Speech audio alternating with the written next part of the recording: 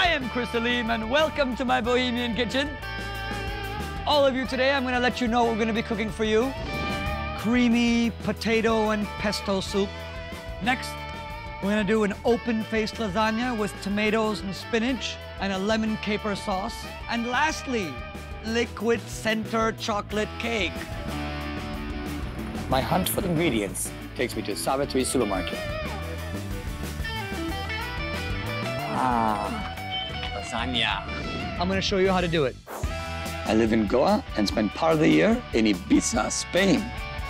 Experimental and passionate cooking really turns me on. It's every cook's dream to have his own restaurant. Sublime's my baby. Join me for some wild cooking. Okay, I'm gonna give you a little bit of info about this soup we're gonna prepare. Creamy potato and pesto soup. This can be one of those meals. Let's get going. First things first, I got 2 peeled potatoes over here. We're just gonna cut it up simply, okay? Cook the soup, we need some kind of a saucepan. We'll take this baby right here. A little bit of olive oil. All right, I'm gonna be cutting up an onion.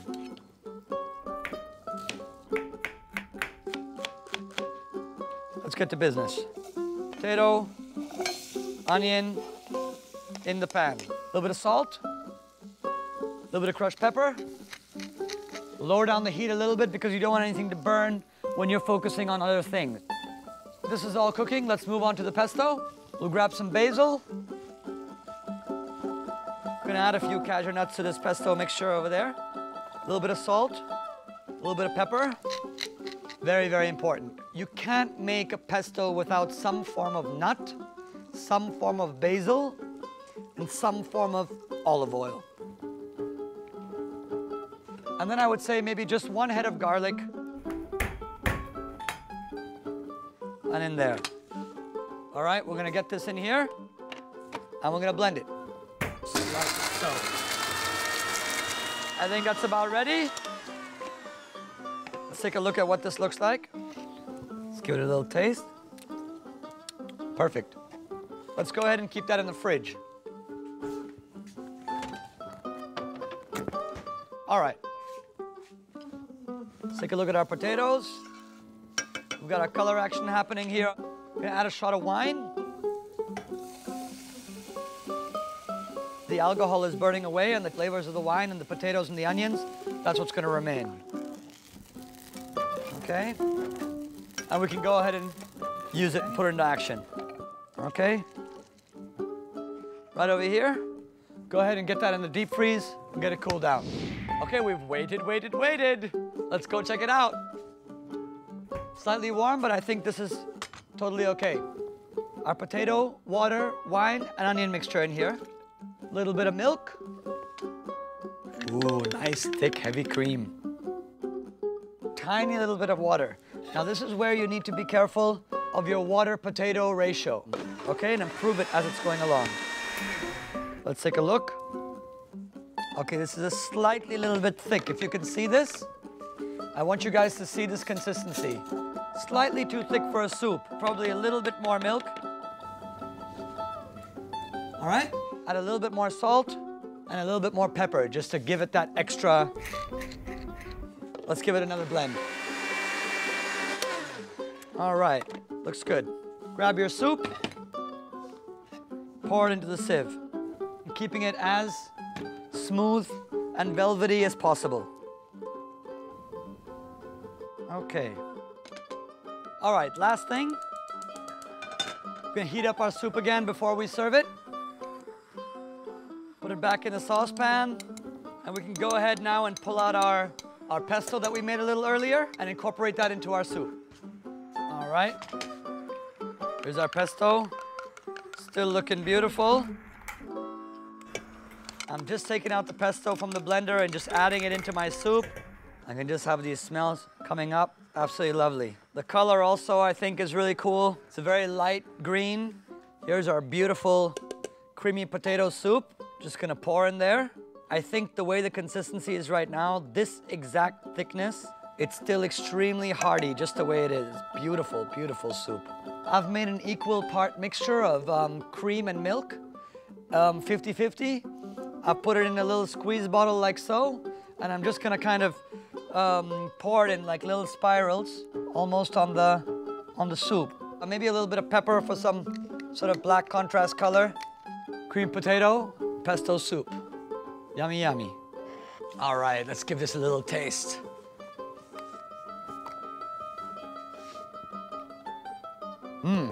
We want to have the pesto flavor coming out. We want to taste potato. And if this is to be your dinner, the fact that it's thick helps a lot. With a little bit of sort of baguette or some fresh bread, this can be a beautiful dinner.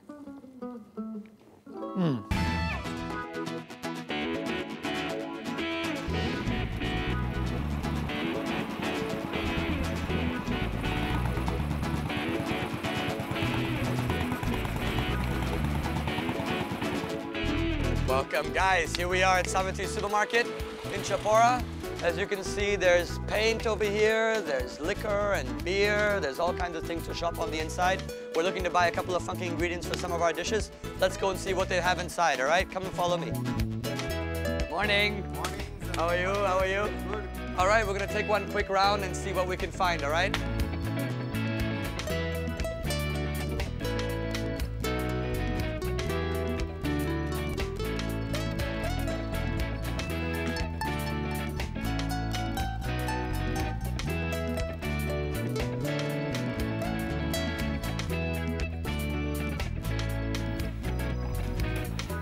Capers, my favorite. Lasagna. Anybody who sort of enjoys pasta has eaten this before. I got my saman. Now let's see what I can do with all these special ingredients here. Let's see what we can create something really interesting. 510. 510, huh? 510? Can you please put it on the Sublime bill? All right. Now we got something super interesting. We're gonna do our mini open-faced lasagna with lemon caper sauce, sort of peeled tomatoes, and we've got some spinach over here as well. So first thing first, I think we should get some water on for the spinach to boil that up and to get that cooked, okay? So for the spinach, we're gonna need some water. Get some water over here. Now, when we add a little bit of salt to any water, it comes up to a boil much faster. Next, we're gonna move on with working on our tomato sauce. What I've done is I've basically peeled and blanched 3 tomatoes for this particular order. As you can see, there's no skin on these guys. I'm gonna put them in my mixing bowl, all right? So we got our squeezed tomatoes here, and it's a real sensual kind of almost erotic, I dare say. Next thing, we're gonna cut up an onion. I think probably for just a one order, I think a half an onion is even enough. If you wanna chop it, you can chop it. If you wanna get your guy in the kitchen to do that for you, I want these onions to almost disintegrate in the sauce. Now we're gonna hammer out a little bit of garlic. I think 2 cloves is probably just about enough. Get out the skin. Just a fine chop is okay. All right, we've got our chopped garlic and our chopped onion. That's gonna be a part of our tomato sauce, okay, which we've got over here. Finely squeezed or not even so finely squeezed tomatoes. We've got here our water that's on a rolling boil. That's gonna be for our spinach. Let me grab a handful of spinach here. I like to remove the stems, so I've just got the leaves. I'm gonna pop the leaves in here. All right, mix it around a little bit. Literally 5 or 6 or 10 seconds, and your spinach is cooked. Get the spinach on out of here and out into the ice water, okay? This is gonna maintain the color and retain all the nutrients and vitamins, so we've got our spinach taken care of. Once that's kind of cooled down a little bit and the cooking process is ended, we can take it out. Make sure you get all the extra sort of water out of here. You don't want that mixing up in your dish and your sauce. There you go. Put that aside. Get 1 frying pan for the tomato sauce and another frying pan for a little bit later for our white wine and our caper, lemon caper sauce, okay? I like to put a little bit more olive oil than probably necessary. It looks like our oil is just about hitting temperature here. Let's add in our onions and our garlic. All right, that's gonna get fried up real nicely. We add a little bit of salt. A little bit of crushed pepper. All right, you want to get these to be roughly around translucent. Okay, we're gonna take a little bit of basil leaves, kind of put them on the side for a little bit later. All right, there we go. Got our tomatoes in there. This is gonna basically reduce down a little bit before we're ready to add in the next ingredients. I think what we can go with now is to do our base of our white wine and lemon caper sauce, okay? Butter, bit of olive oil. We're gonna wait for that butter and olive oil to melt. Add a little bit of onion. Put that in there to cook off a little bit. Garlic in there. Going back to the tomato sauce that we have here cooking. It's looking really nice. It's reducing and reducing. I think we can add maybe a spoonful of tomato puree, a little bit of brown sugar, and lastly, a little shot of red wine. Get that moving a little faster now. That's our tomato sauce. Once that's reduced down to the right consistency, we're done. That's finished. All right, we got our onions and our garlic over here. We're gonna add a shot of white wine to this, get all the flavors going. A little bit of salt, a little bit of crushed pepper, a little bit of lemon squeeze. There's a squeeze of lemon. I think here to finish it off, we'll just add a tiny little bit of cream. Once you add the cream, of course, the whole consistency is gonna change. It's all gonna become much thicker. And always taste. Killer. White wine cream sauce is finished. Tomato sauce needs another 3-4 minutes, and we're done there then as well. Beautiful, lovely Italian aged cheese Parmesan. Get a little cheese grater. What we're gonna do next is we're gonna add one of the last components to our dish, some fresh basil. Lastly, I'm gonna kind of take my spinach that we've blanched here. So if it's just a little bit, I'm gonna drop this up in here. This is gonna be our spinach and tomato mixture for our lasagna. Okay, so that's kind of heating up over here a little bit. I think that's pretty much done. I'm gonna grab a little strainer here and get rid of these onions and this garlic. All right, we're gonna take these lovely capers. What we're gonna do is we're gonna cut our lasagna sheets. I don't even really need to heat these up. I've pre-cooked them. I cooked them a little earlier.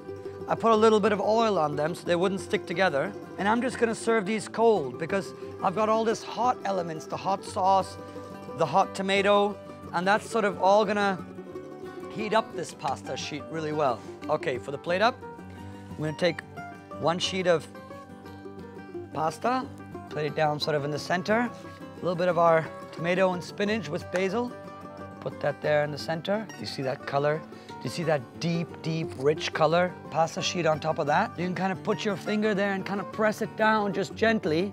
That's where you're gonna spoon the next bit of tomato, basil, and spinach. This is gonna be a very colorful dish. Okay, we're gonna put that over here. We're gonna add our beautiful caper sauce to it, okay? We're gonna take some of these capers, chop them up a little bit. Some can be bigger than others. Gonna add these capers to our sauce and spoon our beautiful lemon caper sauce sort of on the outside here of our dish. Okay, and these are the colors you're really looking for.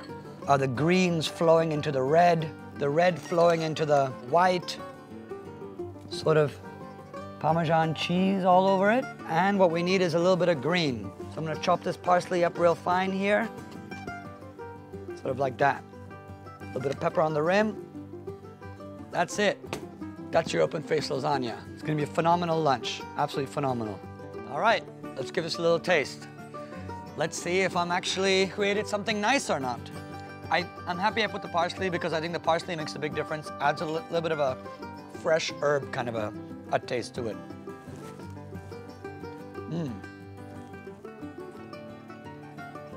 Yummy. We're getting better and better.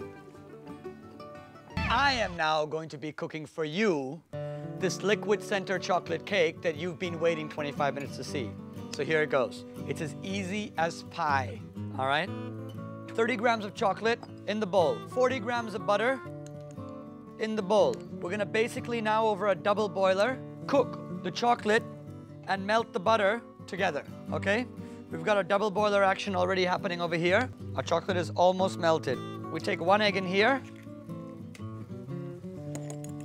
and we're gonna pour out a little bit more than half. So we've got our egg in here.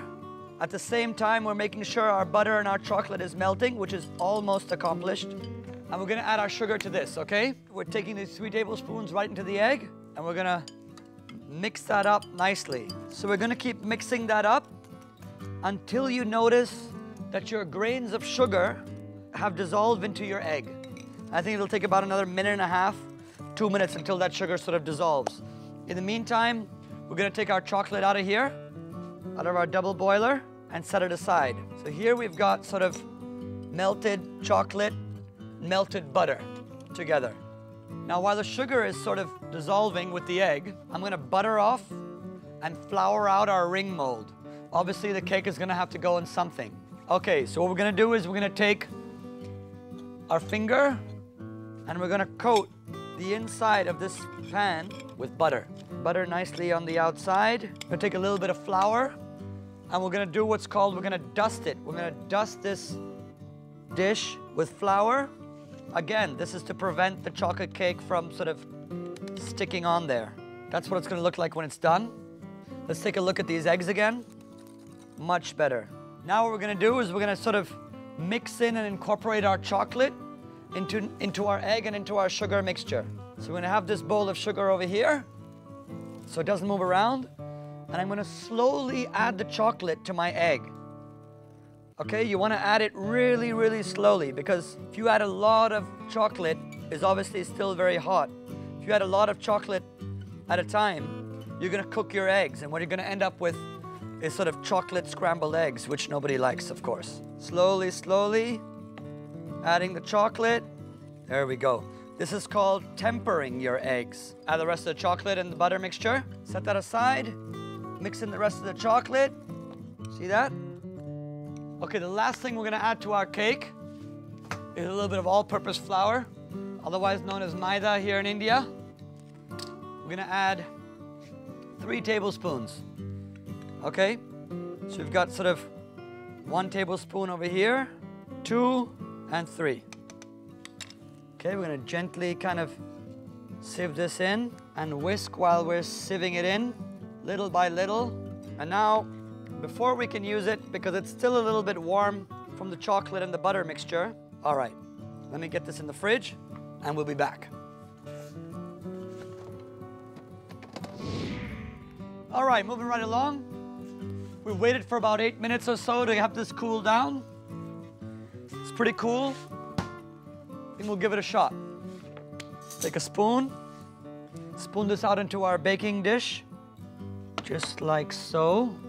The chocolate goodness. All right, spoon that out like so. And we can fire that into a preheated oven, which I've been heating up already for about 7 to 8 minutes or so, okay?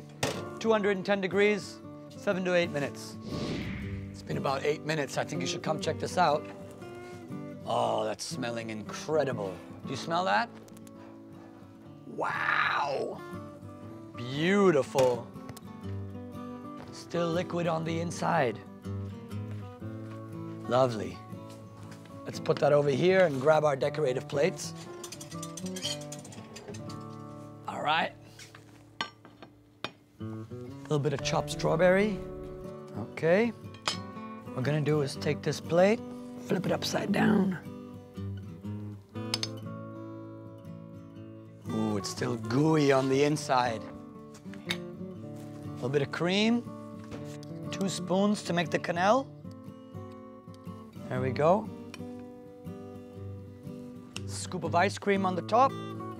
Chocolate sauce.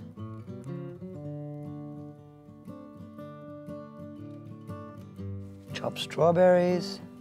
A little bit of chopped peanuts. This is completely optional, okay? If you don't want to put peanuts on there, no worries at all. And some mint leaves for decoration. All right. There we go, guys. There's our liquid center chocolate cake. That's gonna be unbelievable once we eat that. Check it out. Yummy, yummy. All right. This is what I've been waiting for the whole day. Liquid center chocolate cake, cream, ice cream. It's all about the hot and the cold. It's all about taking the chocolate, mixing it with ice cream, and hot chocolate cake with ice cream.